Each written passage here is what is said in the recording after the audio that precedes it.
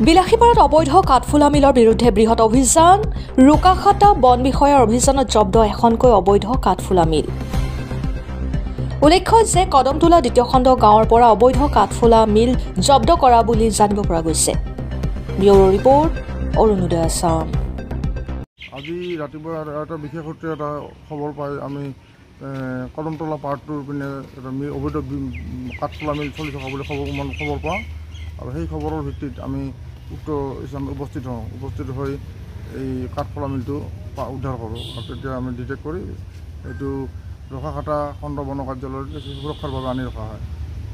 এইটো কোনটো কদমতলা কোনটো এৰিয়া এই মামা বজাৰ কাষত কাৰ মালটো আছিল এইটো এটা কোনো মালিকৰ কেতিয়া আমি মানে উক্ত স্থানত নাপালোঁ কোনো ওনাৰ পোৱা নাই।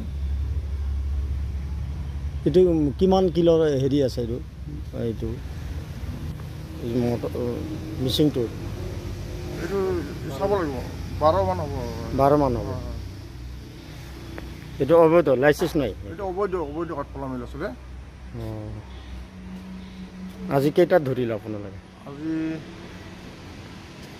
2টা মানত হয়। এতিয়া ক'ত লৈ যাব এইটো? এইটো এতিয়া ইয়াতে থাকিব আমাৰ কাঠটো ইয়াতে থাকিব ৰুকাখাটাৰ ভিতৰত।